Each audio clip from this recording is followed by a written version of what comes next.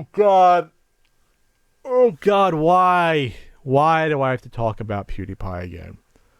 I made a semi-vow last time that I didn't want to discuss him again. And I actually ignored this story at first when it first came out, I think like early January. But now it's blown up. I have to address it. Lots of people are asking me to. Okay, so Felix Schellberg, PewDiePie, was just, let's see, on February 13th and 14th, was released from his contract or terminated from his Maker Studios contract, which is in essence Disney, since Disney bought him a couple years ago. So Disney got rid of Felix Schellberg. Felix got rid of Felix. Felix got rid of Felix. Disney got rid of Felix from Maker Studios. Then the following morning, which is Valentine's Day, Google decided to do two things. They got him off of their Google preferred ad list, which basically, I guess there's approved YouTube channels which get the higher end advertisements, which are worth a lot more money. So they did that, but then they also canceled the Scare PewDiePie Season 2 show that is on not RedTube, but YouTube Red, the subscription service. One of the big exclusive pieces of content you would get for subscribing. Wow. Okay, why did they do this? All right. So the Wall Street Journal came out with a report where they identified not just one video, which I'll get into. They identified, I think, over the past, not even 12 months, 9 videos that had either Nazi and or anti-Semitic jokes or imagery contained within those videos. And then they got in touch with Maker, and then soon after, Maker dropped them. Now, I'm not sure if it was because of Wall Street Journal directly, or I'm guessing they had planned to do this anyway, if they did it that quickly. And said, okay, this is a nice time to do it. Disney doesn't want anything to do with someone that has a lot of anti-Semitic shit in their videos, jokes or not, and I'll get into that. And they just said, all right, this isn't worth our time anymore. Google said this is definitely not worth our time, and good old Felix has been trying to be edgier. I've covered it over the past year. He's trying to grow up a little bit. He's like Justin Bieber crashing his car and getting tattoos. It's like, oh, he's grown up now. Look at our little Felix. He's all grown up. On Twitter, I likened it to, a kiddie movie star grows up, does softcore porn. You want to try to get away from that image and fan base you had before. Maybe you're ashamed of it. Maybe you feel you have to grow professionally by doing that and try to be an adult. And this is the best way you do it, by trying to be edgy and extreme. And again, this is not a free speech issue. He can do whatever the hell he wants on his videos. Is it the right of the people associated with him to cut ties if they have him under contract? Absolutely. They could do that. That's their right to do that. No one's taken no one's taken his right to make these videos, take the videos away. Even YouTube's even said, people can be provocative if they want to, as long as it's not directly hate speech. So it looks like 3 of these 9 videos, though, were taken down by Felix himself, though, over the past day or so, when I'm recording this on Valentine's Day, which is, again, sort of questionable why you would do that, unless you were scared. You were scared something bad was going to happen, and it happened anyway. But is Felix going to be okay from this? I think he's going to be fine. He's a multi-millionaire. He doesn't need Maker Studios. Maker Studios showed, hell, they don't need him. And Google showed that they really don't need him. They can piss him off. Which is exactly what I said before. If you got rid of his views, it's not like that ad revenue from those videos wouldn't go directly to someone else immediately to fill in that gap. Because there's not enough ads to go around on YouTube. Not by a long shot. Versus the amount of content, even by the quote-unquote premium content creators. Not enough ads. PewDiePie doesn't matter to Google YouTube. He can pretend he does. He really doesn't.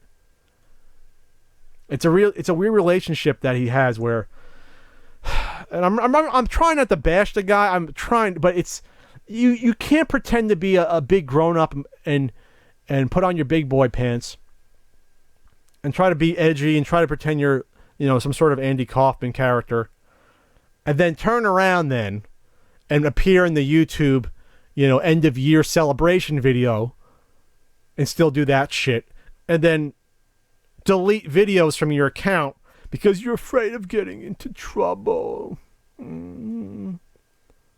Hey, you take the risks as an artist. You want to do that? If you think you want to do provocative material, go for it. But then if this shit happens, I'd have more respect for you if you stand by it. Stand by your decisions. Be a man. Be a man and do it. Because now you're just looking like you're looking like you're scared of yourself, of your own self branching out. Do it. Make those fucking shitty Nazi jokes in your videos. Go for it. Think that, having two poor Indian guys on that Fiverr website that you paid a small amount of money do a death to all Jews, like they unfolded this cloth and held it up for you. Hey, if you think that's cool, you think that's going to make you an adult, make you mature, buddy, do it. But then don't be a pussy when mommy and daddy come knocking on your door, and then delete the video then. Because now you're seeing real world consequences to your actions. That's all I'm saying, buddy. Pick one or the other. And people were trying to, people went after him, and because it's anti-Semitic. Of course the message is anti-Semitic. I don't know how else you could spin that. He knew it was anti-Semitic. But then the question is, is it a joke? I don't think it's a joke because there was no punchline. So what PewDiePie claimed was that it was satire, and it was his point was that it's so fucking shallow that, well, look what you can get people to do on the internet for money. And it's like, the world's an awful fucking place. You can pay people to do whatever you want. You can pay people to kill someone if you want to. Maybe not on the internet easily, but you can do that. You can hire people to draw awful things or say awful things. You can pay people to do whatever you want, like anything. Have you seen Craigslist at all? So it's like, that's not satire. You're making a point that doesn't need to be made in a non-subtle, ugly, anti-Semitic fashion. So that's just a weak defense for that. And I didn't talk about it before because I thought it would go away, but it's caught up with him. But what the Wall Street Journal did, though, was found out that wasn't the only instance of anti-Semitism in his videos. That was a joke. He's done it 8 other times. And they did a little montage of some of the stuff he did. In their montage was a Hitler, one of the videos had like a Hitler Segway image that I guess was supposed to be cute. I don't know. Like, is Hitler imagery funny to anyone out there? I mean, there hasn't been the World War II in 70 years now. It's not. It's just not. Who are you impressing out there? I don't understand. Besides the white supremacists and neo-Nazis, which are now they love you, PewDiePie, this is good for you. Hey, you gave them a YouTube hero. Good job, buddy. Good fucking job by doing all this shit.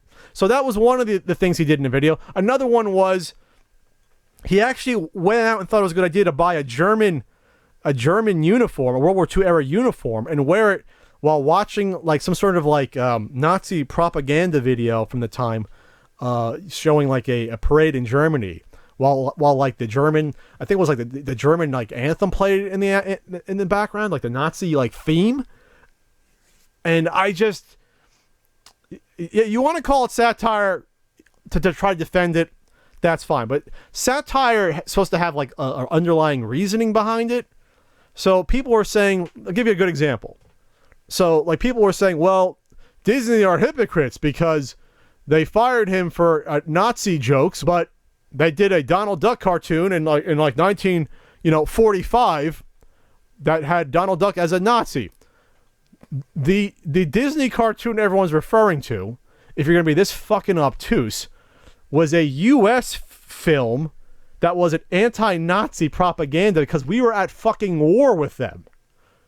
So it showed Donald Duck trying to be a Nazi. He was reading Mein Kampf, for example, which was Hitler's famous book. And it shows the Nazis to be fucking idiots. That is entirely different from a death to all Jews banner that has not even a bit of irony to it. There's a huge difference there. And the other huge difference is that we're not at war with the Nazis anymore. We're not engaged in a world war where millions and millions and millions of people are dying and getting slaughtered. It's just beyond belief that people are trying to excuse it for that. Again, you can make whatever shitty joke you want to that's shallow and is there only for shock value because you want to appear like a big boy. But there's going to be consequences when advertisers or your parent company complains about what you're doing. And this is what's happening. PewDiePie is not the Marx Brothers. He's not a Disney cartoon that's an anti-Nazi propaganda. He's not Charlie fucking Chaplin. And he's not the Three Stooges that are depicting how awful and how weird and poking fun at the Nazis. That's not what this guy did. This guy couldn't dream to be 1% as genius as those other people. He's making bad sophomoric jokes, and the worst part is, even if you wanted to claim it was satire, his audience doesn't know that for the most part. His audience is primarily, under 18. So even if they started watching him 5 years ago when they were 10, you think a 15-year-old is going to see a death to all Jews joke and understand what the satirical edge of that was? And not just think, oh, it's funny. He's making fun of Jews. There's no fucking underlying point to that joke. There's nothing clever. There's no spin on buying a German World War II uniform and watching Nazi propaganda videos. Because if you're going to bring up the Blues Brothers having Nazis in it, or a Mel Brooks film, just get off my fucking channel and don't listen to my podcast. If you're gonna try to compare what they did in movies, or what Charlie Chaplin did, or again the Marx Brothers versus PewDiePie.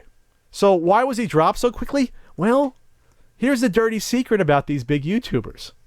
A lot of them don't make these networks money. These MCNs.